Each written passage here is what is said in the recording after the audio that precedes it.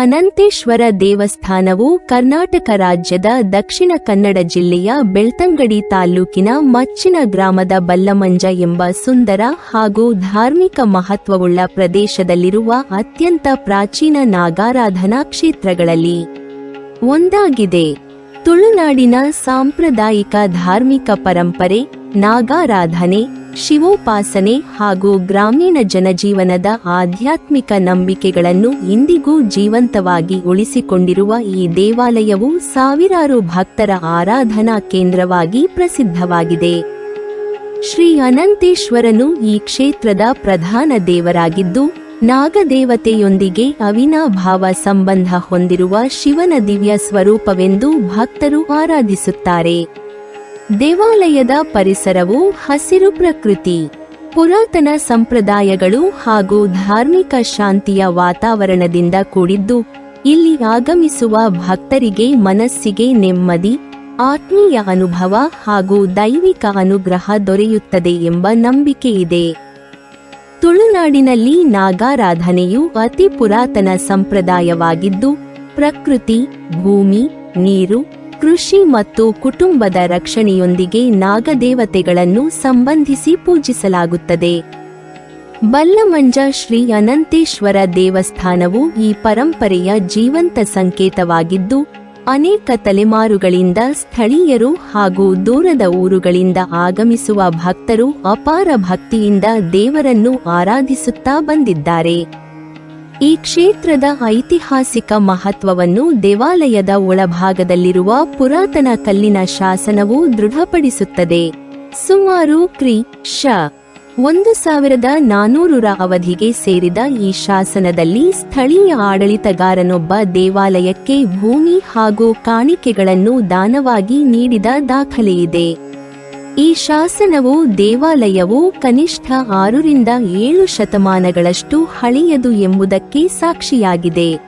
ಆದರೆ ಸ್ಥಳೀಯ ಮೌಖಿಕ ಸಂಪ್ರದಾಯಗಳು ಹಾಗೂ ಹಿರಿಯರಿಂದ ಬಂದಿರುವ ಜನಪದ ಕಥೆಗಳು ಈ ಪ್ರದೇಶದಲ್ಲಿ ನಾಗಾರಾಧನೆಯು ಇಂದಿನ ದೇವಾಲಯ ನಿರ್ಮಾಣಕ್ಕೂ ಹಲವಾರು ಶತಮಾನಗಳ ಹಿಂದಿನಿಂದಲೇ ನಡೆದು ಬಂದಿದೆ ಎಂದು ತಿಳಿಸುತ್ತವೆ. ಇದರಿಂದ ಈ ಕ್ಷೇತ್ರವು ಕೇವಲ ದೇವಾಲಯವಲ್ಲ, ನಾಗಾರಾಧನೆಯ ನಿರಂತರ ಪರಂಪರೆಯನ್ನು ಪ್ರತಿನಿಧಿಸುವ ಪವಿತ್ರ ಕೇಂದ್ರವಾಗಿದೆ ಎಂಬುದು ಸ್ಪಷ್ಟವಾಗುತ್ತದೆ. ದೇವಾಲಯದ ಪ್ರಧಾನ ಗರ್ಭಗುಡಿಯಾದ ಮೂಲಸ್ಥಾನದಲ್ಲಿ ಕಲ್ಲಿನಲ್ಲಿ ಕೆತ್ತಲಾದ 3 ತಲೆಯ ನಾಗದ ದಿವ್ಯ ಸಂಕೇತವು ಪ್ರತಿಷ್ಠಾಪಿಸಲ್ಪಟ್ಟಿದೆ.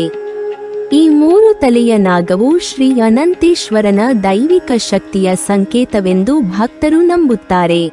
ಇಲ್ಲಿ ಯಾವುದೇ ಮಾನವಾಕಾರದ ವಿಗ್ರಹವಿಲ್ಲದೆ ನಾಗಸ್ವರೂಪದ ಮೂಲಕ ದೇವರ ಆರಾಧನೆ ನಡೆಯುವುದು ಈ ಕ್ಷೇತ್ರದ ವಿಶೇಷತೆಯಾಗಿದೆ. ಗರ್ಭಗುಡಿಯ ವಾತಾವರಣವು ಸರಳತೆ, ಪ್ರಾಚೀನತೆ ಹಾಗೂ ದೈವಿಕತೆಯಿಂದ ಕೂಡಿದ್ದು, ಭಕ್ತರು ಅಪಾರ ಭಕ್ತಿಭಾವದಿಂದ ನಾಗದೇವರ ದರ್ಶನ ಪಡೆಯುತ್ತಾರೆ. ಮುಖ್ಯ ದೇವರೊಂದಿಗೆ ದೇವಾಲಯದಲ್ಲಿ ಶಿವನಿಗೆ ಪ್ರತ್ಯೇಕ ಸನ್ನಿಧಿಯೂ ಹಾಗೂ ಗಣಪತಿಗೆ ಸಮರ್ಪಿತ ದೇವಾಲಯವೂ ಇವೆ. ಶಿವಸನ್ನಿಧಿಯು ನಂತರದ ಅವಧಿಯಲ್ಲಿ ನವೀಕರಿಸಲ್ಪಟ್ಟಿದ್ದರೂ ಅದರ ಧಾರ್ಮಿಕ ಮಹತ್ವ ಅಚಲವಾಗಿದೆ. ಗಣಪತಿ ದೇವರನ್ನು ಎಲ್ಲಾ ಶುಭ ಕಾರ್ಯಗಳ ಆದಿದೇವರೆಂದು ಭಾವಿಸಿ ಭಕ್ತರು ಮೊದಲಿಗೆ ಗಣಪತಿಯನ್ನು ಪೂಜಿಸಿ ನಂತರ ಶ್ರೀ ಅನಂತೇಶ್ವರನ ದರ್ಶನ ಪಡೆಯುವ ಸಂಪ್ರದಾಯವನ್ನು ಅನುಸರಿಸುತ್ತಾರೆ. ಶ್ರೀ ಅನಂತೇಶ್ವರನ ಕುರಿತು ಭಕ್ತರಲ್ಲಿ ಅಪಾರ ನಂಬಿಕೆಯಿದೆ. ವಿಶೇಷವಾಗಿ ಸರ್ಪದೋಷ, ನಾಗದೋಷ ಅಥವಾ ಸರ್ಪ ಸಂಬಂಧಿತ ಆಧ್ಯಾತ್ಮಿಕ ಬಾಧೆಗಳಿಂದ ಬಳಲುತ್ತಿರುವವರು ಇಲ್ಲಿ ವಿಶೇಷ ಪೂಜೆಗಳನ್ನು ಸಲ್ಲಿಸುತ್ತಾರೆ. ಸಂತಾನ ಪ್ರಾಪ್ತಿಗಾಗಿ ಪ್ರಾರ್ಥಿಸುವ ದಂಪತಿಗಳು, ಆರೋಗ್ಯ ಸುಧಾರಣೆಗಾಗಿ ಹರಕೆ ಹೊರುವವರು, ಕುಟುಂಬದ ಕ್ಷೇಮ, ಐಶ್ವರ್ಯ ಮತ್ತು ಮನಶಾಂತಿಗಾಗಿ ಬರುವ ಭಕ್ತರು ಇಲ್ಲಿ ವರ್ಷಪೂರ್ತಿ ಕಾಣಿಸಿಕೊಳ್ಳುತ್ತಾರೆ.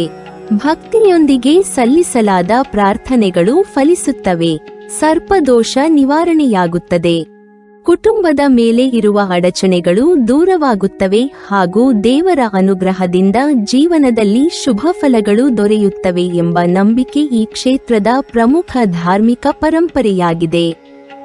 ದೇವಾಲಯದ ವಾಸ್ತುಶಿಲ್ಪವು ತುಳುನಾಡಿನ ಸಾಂಪ್ರದಾಯಿಕ ಶೈಲಿಯನ್ನು ಪ್ರತಿಬಿಂಬಿಸುತ್ತದೆ.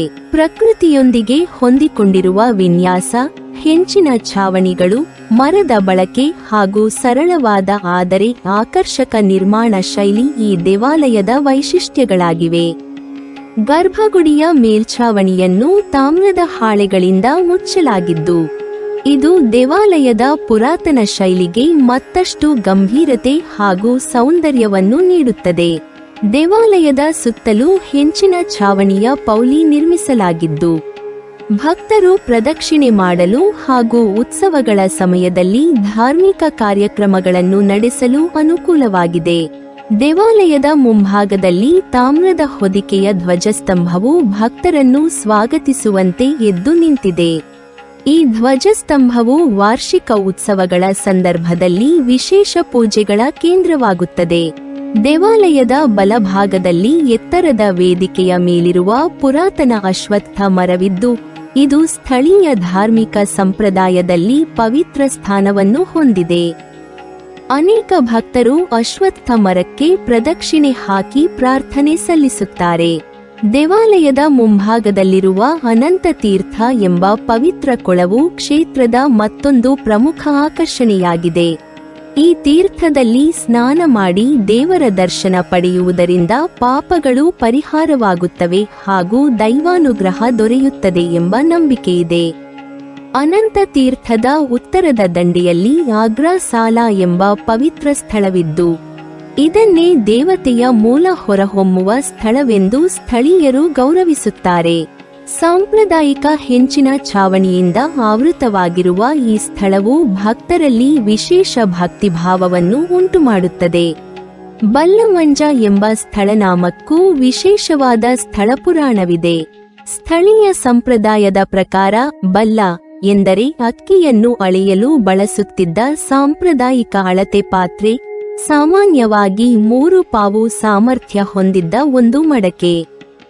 ಮಂಜ ಅಥವಾ ಮಂಜುಲ್ದಾಯೆ ಎಂಬುದು ನಾಗದೇವತೆಯನ್ನು ಸೂಚಿಸುವ ಪದವಾಗಿದೆ. ಒಮ್ಮೆ ಸೇಂದಿ ಮಾರಾಟ ಮಾಡುತ್ತಿದ್ದ ಮಹಿಳೆಯೊಬ್ಬಳು ತನ್ನ ಗ್ರಾಹಕರಿಂದ ಪಡೆಯುತ್ತಿದ್ದ ಅಕ್ಕಿಯನ್ನು ಅಳೆಯಲು ಬಲ್ಲ ಎಂಬ ಅಳತೆ ಪಾತ್ರೆಯನ್ನು ಬಳಸುತ್ತಿದ್ದಳು. ಒಂದು ದಿನ ತನ್ನ ದೈನಂದಿನ ವ್ಯಾಪಾರವನ್ನು ಆರಂಭಿಸಲು ಆ ಪಾತ್ರೆಯನ್ನು ತೆಗೆದುಕೊಂಡಾಗ ಅದರೊಳಗೆ ಜೀವಂತ ಸರ್ಪವು ಕಾಣಿಸಿಕೊಂಡಿತು.